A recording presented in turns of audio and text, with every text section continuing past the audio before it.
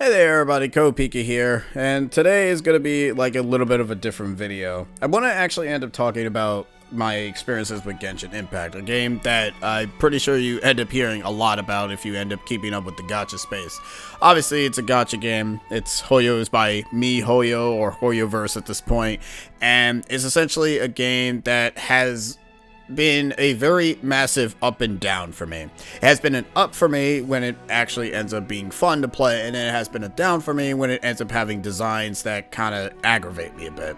So I kind of just wanted to end up just doing a little bit of a video of me talking about that. It's probably going to be a very short video or a long video. It's probably not going to be too long. I'm just going to get my points out across as to what I have my issues with, but what I like about it, and so on and so forth. So I just want to go ahead and just sit back, relax, and let's just go ahead and just get on into it.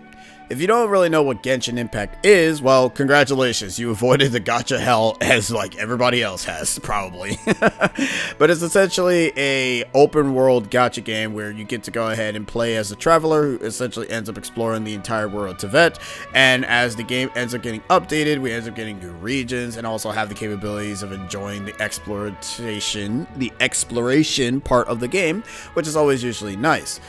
Now, that was always usually the good part and the exciting part, that it was also free. It was allowed you to go ahead and go all over the world to be able to see what the hell the game's story had to unfold. But as times went on, and as we end up trying to leveling up characters here and there, it started to slowly become apparent of how limited you were in the game. Not so much the AR ranking being limited, it was actually more so how the game ended up handling certain things. So to level up your characters, you end up having to level up their ascensions, which is essentially their main level, their weapons, which is the weapons that they'll utilize, and then you have your talents, and then you have your artifacts, which are the armor system in the game. The main one I want to focus on are the artifacts. These are actually one of the biggest, worst things to grind for in the game. Not because of the substats. The substats are kind of whatever. I kind of already subjugated myself on how terrible they can be. Sometimes they can be good, and sometimes they can be bad. But the part that I kind of hate about it is that there are always two different types of artifacts for each and every single domain. Honkai Star Rail, another game by Hoyoverse, also has this issue too, but I feel that it's a little bit easier since they just have an auto battle, so you don't really have to really go out of your way to keep doing them by actually playing the game. But for Genshin, you have to end up either getting the artifacts for the character that you want to play as. So each and every single domain has a specific artifact that you can obtain. Some that ends up increasing their elemental abilities, some that completely ends up changing their way of how they get their energy regen back, or how their HP will basically be beneficial, like, you know, so on and so forth. You gotta already get the deal of how stats work if you're familiar with the game, but is obviously for people who are not familiar with it. So what I'm trying to end up getting at is that grinding for these artifacts can be a little bit of a pain, because there is no way to end up increasing the drop rate. The drop rate is always the same. You will either end up getting either one 5-star artifact, or you'll end up getting the opposite of the one that you want, and you also end up sometimes getting the main stat that's either bad. Sometimes you want defense for a particular character that can use defense, and sometimes you want HP for a character that can use HP. Now, the thing is, the first two artifact slots, the flower and the feather, will always be HP and attack, so that's whatever. That one you don't really have to worry too much about. But when it comes to the others, those are the ones that are a little bit important, but unfortunately, those are the ones that are harder to get. Sometimes you want crit damage, sometimes you want crit rate, sometimes you want the elemental specific bonuses, sometimes you want defense for a certain character, sometimes you want energy regen or energy elemental mastery or any of that other stuff. So what's the problem here? Well, you have to spend resin, which is essentially the game's stamina system. And the problem is that when you're spending 20 resin, chances are you'll probably either use the 200 resin, which is now the cap now, that you'll just make it into condensed resin. Condensed resin has the capabilities of giving a better drop rate, and by better drop rate, meaning just increasing the amount of artifacts that you'll get. I think it's usually by 2 though. I normally never see 3. 3 is a very massive stretch. And unfortunately, I wish the domains were more so set up in a way where if you're fast enough, you can end up getting better drops, or if you have the capabilities of making the normal resin just do double, like just give you double. I know they sometimes do events where the drop rates is doubled, but the fact that it's an event and you can't just do that automatically as you're playing the game is kind of silly. I kind of wish that it was just a permanent thing that you can just do. Like if you want to spend 2 times the resin, like 180, then you can, and so on and so forth. The other thing I kind of wish, and Honkai, Withering Waves, and Zenless Zone Zero all do this, is that I wish that the resin can be overflowed, basically allowing you to store basically reserved resin. There is no reserved resin in Genshin. If there is, I haven't ran into it yet, but with the amount of times I've played the game, that has been an issue since day one, where the resin cap was bad, but then it got slightly better, and then it got to 200. In fact, I didn't even know it even got upgraded to 200 because I quit the game.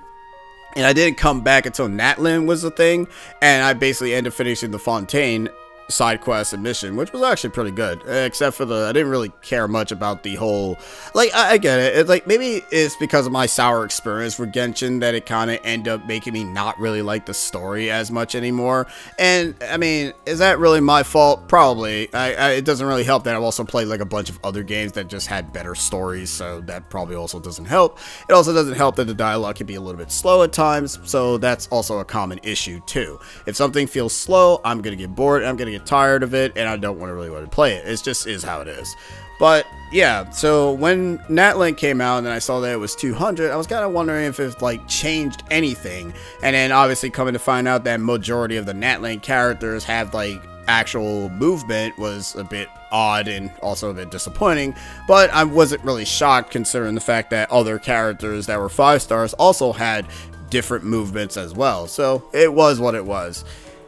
So I was wondering if they end up having the ability of having reserve resin, and that would be nice, because what if you don't want to end up playing the game for that day and you just want the thing to overflow, so that way you can end up having reserve resin so that you can use that reserve resin to restore more of your resin, because there's only 3 ways of restoring your resin.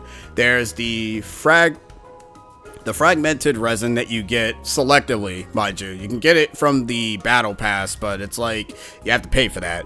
I think you also do get it from the standard battle pass, so you'll probably have to pay for the extra battle pass resin stuff. And then you also have the one that you get every single week, I think, from the teapot, which you can end up keeping that until it is about to expire, but that's not really much. And you can also use your primo gems, but then again, why would you want to use your primo gems? don't use your primo gems for that. That's actually really bad. Don't do that. But it's like those are like the only 3 ways of being able to restore the stuff. And to be fair, both Honkai, as long as you know what you're doing in that game, Zenless Zone Zero, and for Withering Waves, they give you so much. Like, I know Zenless Zone Zero and Withering Waves definitely gives you so much. Like, mind you, you do waste a lot of them fairly quickly, but you also get them back fairly quickly thanks to the events that you end up getting in the game. And speaking of events, let's actually talk about the events in Genshin Impact. Now, Genshin Impact, obviously being a gacha game, you have to have events to be able to keep players' entertainment value up. So the thing about events in Genshin Impact compared to their other games is that they are one and done. Unless they're like the special minigame ones, which they end up returning, which they can probably sometimes ruin if they return them, or they can either make them better depending on how you feel.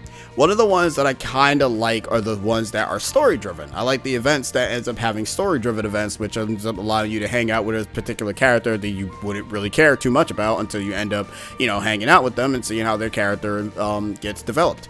Now, my issue with this is that you can't do these events again. Once you miss out on that event, it will never come back. And more so meaning the story-driven ones, you can never get those back.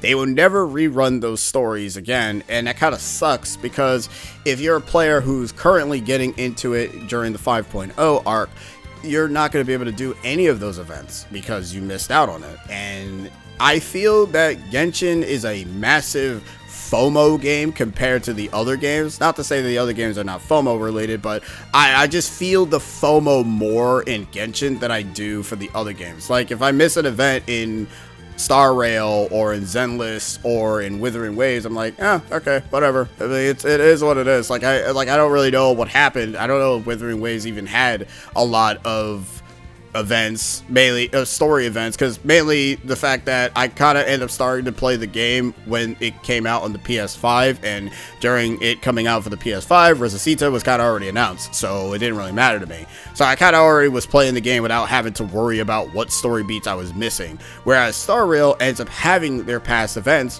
which are essentially either mini games or story driven ones and so on and so forth. So I'm impressed about that they keep that. And Zenless Zone Zero has also started to do that as well. Like the ones that, like the events that have the flags are the ones that are story related, but they also allow you to do them if you so wish to. And they also have like the story ones kind of more so being inside the tapes that you can end up finding inside the shop, which is also nice as well. Like you can't miss out on story developed quests just because you don't want to end up playing the game that day, or you don't want to play the game for that week or whatever. Like you don't miss out on that. And that's the thing that I like having redone events would be nice. Especially, like, here's the thing.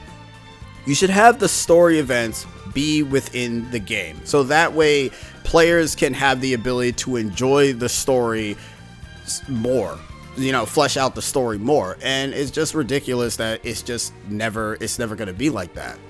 Another thing is that the weapon system, or the weapons, the characters, and their talents, their upgrades are unfortunately locked behind a day system.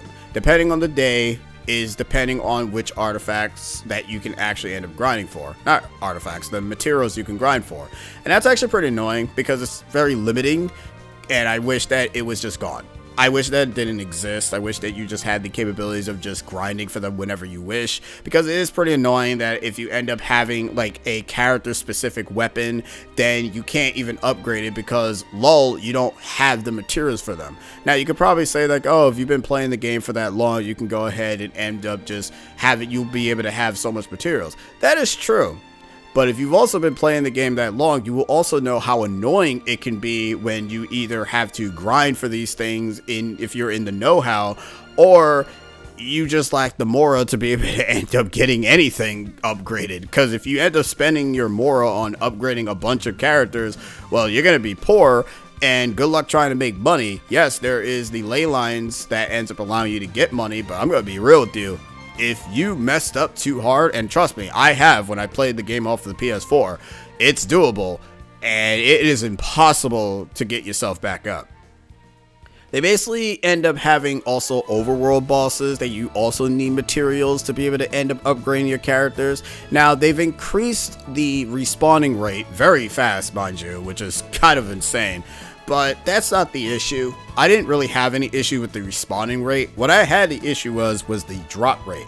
Now, each and every single boss has a specific type of element or has a specific type of fight type that they technically do. Some just are physical and some are just elemental. Majority of them are usually elemental.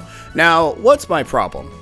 Why are the drop rates either 3, and why are the gold artifacts that you get are still the red and blue helmet stuff?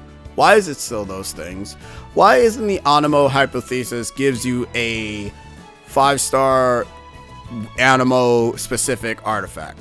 Why can't the Electro hypothesis give you that? Why can't the Fire hypothesis do that? They give you the gems, which is nice, but it's like you end up fighting these things at the highest world level and the drop rate is still not good. Like, maybe the materials from the bosses is fine, but the fact is that I fought Moika's boss and only still got 3 of those pieces, and it's like you need like 80 or not even 40. You need like 80 of these things to I feel to be able to upgrade them to full, to max, to be able to get them all to 90. And it's like, why is it like that? It should be like 5 or something, so that way it's less of a grind. I mean, hell, I'd be down if you just had the capabilities of increasing, like permanently increasing the amount to like a higher number when you have world level 9. Do you know how annoying it is that you are AR 60 and your entire accomplishment for making that is basically bupkis? Like, it's terrible. For friggin' Withering Waves, sorry to compare again, it ends up having a system, the ecosystem, be tied to the enemies and to domains. You can either grind it out outside or you can grind it out inside a domain, and that's it. And they have a data system that ends up increasing, and when it increases to a specific level, you will have a guaranteed chance of always getting a 5-star echo from that enemy. So I'm just sitting thinking to myself, why can't Genshin do that? And it's not even before Withering Waves even came out or whatever. It's just in general. It's like, why are artifacts tied to domains? Why are they only in domains? Why can they not be outside? The game focuses on exploration. Why am I not being encouraged to explore, to find artifacts for my characters? Like, well, I don't really understand that. Don't get me wrong, I'm going to be honest with you, I would prefer the domains if they actually felt good to play. Because the domains, to me, don't really feel that interesting or that involved. It's just basically enemy spam and just killing a group of enemies. Hell, if you do like the higher level ones, they give you less enemies in the domains than they would give you more. So it's like, it's not really that big of a deal. So I don't know. It's just one of the mechanics that I kind of wish actually changed, and unfortunately it never did change, and it's still relatively the same. Like, it's still the same. I just don't really understand why it is the same. It should change. Like, you think that players complain about it so much, but you do nothing about it. And the fact that there's a system to change the substats to make it better, and it only lasts for the whole patch, is very dumb. And it's also limiting too. There's a lot of limiting things in Genshin that is just bad. You have movement that's limited to a character. You have substats thing that's only limited to the whole patch, and the materials that you get is only limiting to either the battle pass, the full battle pass I should say, or random events that you will normally probably never complete if your characters are not up to snuff. The Spiral Abyss was the only endgame content until the Imaginary Theater comes in. So it's like, what is there in the game that ends up making... I'm curious, because I play the game to explore. But if the exploration bit is bad, I'm not going to really enjoy myself. And that's the thing. Exploring is fast. Well, I shouldn't say it's fast. Exploring is fun to some extent. I will end up admitting the thing is with Genshin is that since you lose stamina when you're outside a battle is pretty bad, and your stamina is very limiting, I really don't understand why there's not a change in the stamina system where you can just run infinitely if you're outside a battle. Why do we run out of stamina when we're outside a battle? Yes, I know Breath of the Wild, it does that too, but here's the difference between Breath of the Wild stamina and Zenless Zone Zero. Not Zenless Zone Zero. Oh god. Here's the difference between Breath of the Wild stamina and Genshin Impact stamina. You can recover infinitely of your stamina in Breath of the Wild. You can only end up recovering your stamina once with the food system. Which, by the way, where the hell is the other 5-star food in this game? We only had one 5-star food throughout the whole damn game since it came out. I don't really understand. They should be a special 5-star for Mondstadt, a special 5-star for Sumeria, a special 5-star for Inazuma, Fontaine, and Natlan. The only place that has one is Liyue. I looked up something, apparently the reason behind it is because since I said Liyue, my bad. I meant Sumeria, Fontaine, and Natlan. I don't know what I said anymore. The only thing I remember is that I looked up something that mentioned that the reason why it's like that is probably the reason why is because since Liyue is Chinese specific, maybe they probably just wanted a specific item for the Chinese region. And I'm like, okay, well that's fine, but why not do it for any of the other regions? Why only limit it to just one area? But I mean, it is what it is. The other issue is the very slow text scroll And what I mean is that progressing the text can be a little bit annoying. Sometimes when you kind of just want to speed through the game, you can't end up skipping through too much of the dialogue because for whatever reason, the game will actually stop you after a while because they need the characters to move. Withering Waves, it does that too, but you can kind of end up having the characters kind of do like a little bit of a snap.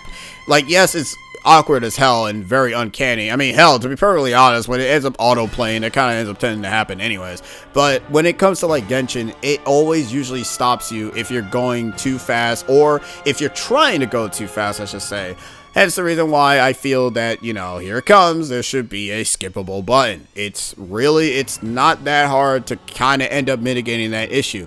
I like the story for Genshin. For some areas, I like the story, but the problem I have with it is the fact that when it comes to either world quests or side quests, sometimes I just want to skip them so I can just get the rewards that the game has. Like, I personally do like the world quests, but the problem is with them is that they're not voiced. So I kind of just don't really bother. I don't really have time to be reading them because I got other things to do.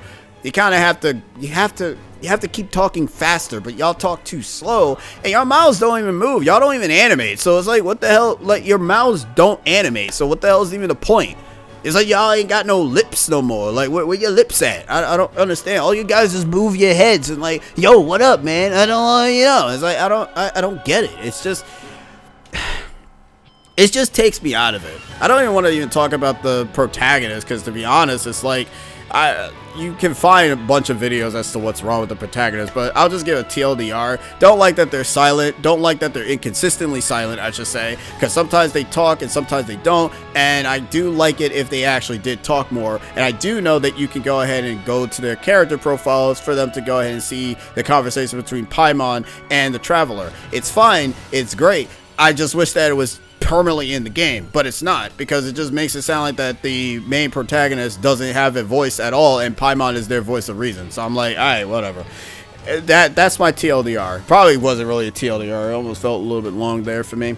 But yeah, I don't know. It's one of those things where I played Genshin since it came out, and I was really, like, part of me in my mind was really hoping that the game would have changed since my departure from it. But when I got back to it, it's like it hasn't changed much. It changed little, and that I feel is worse.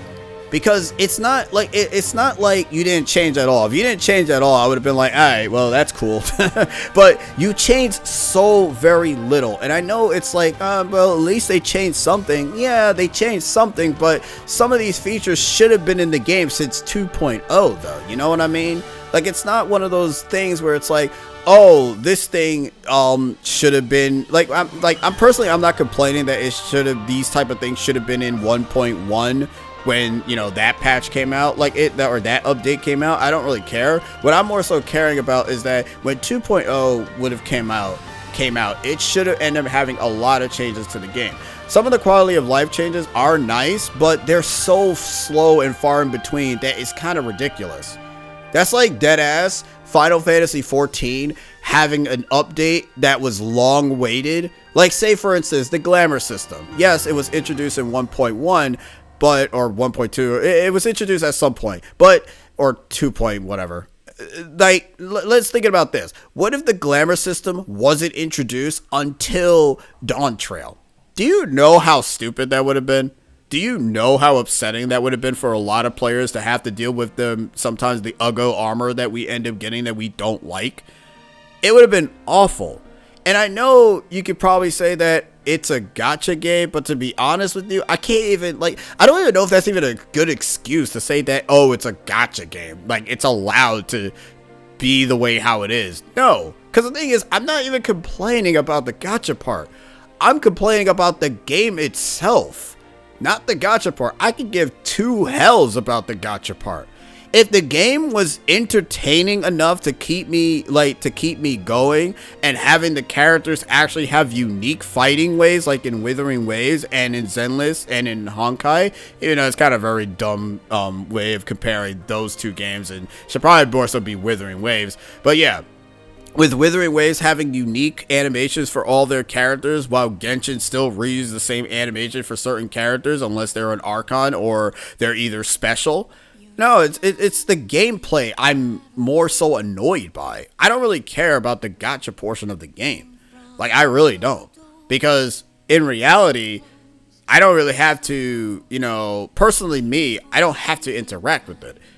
But the problem is I have interacted with it, and I have countless times gotten annoyed with grinding for these characters. Kokomi was so annoying to grind for. Farina, she was alright to grind for. Moeka sucked at grinding because those flowers, each and everyone's flowers all respawn in 48 hours.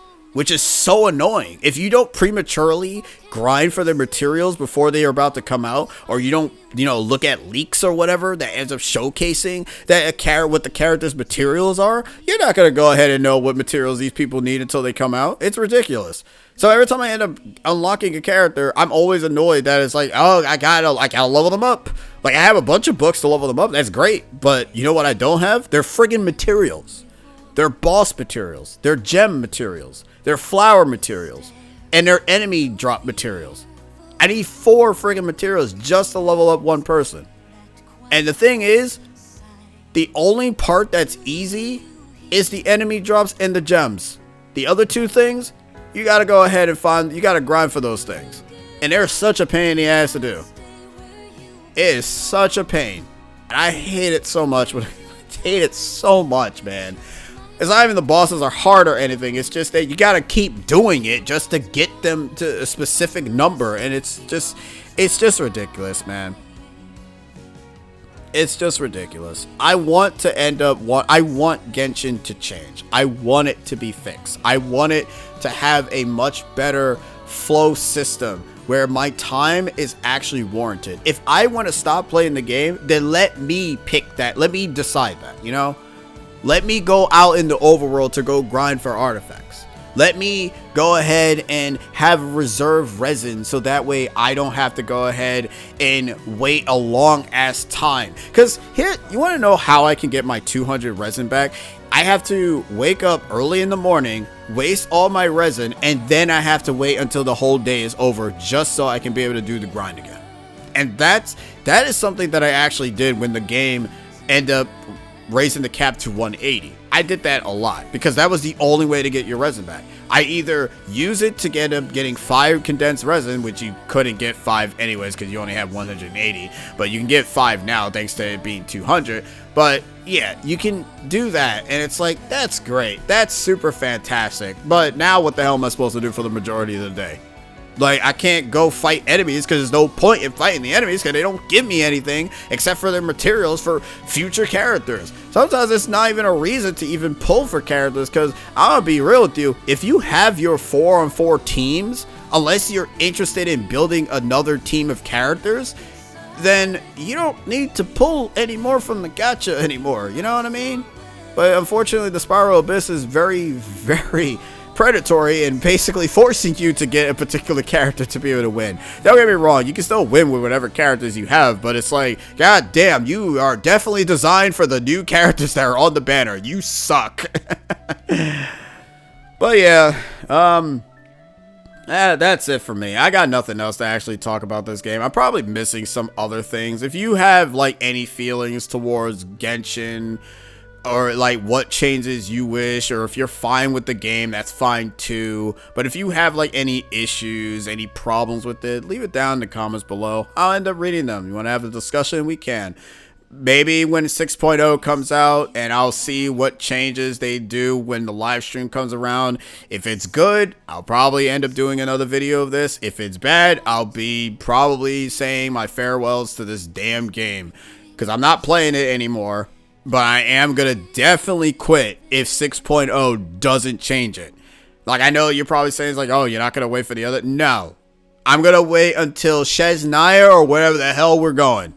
Because at this point, if 6.0 doesn't change how I feel about the game, then no other patches will. If I'm being honest with you. Anyways, I've been Pika, and I'll be seeing you guys next time in the next video. Laters.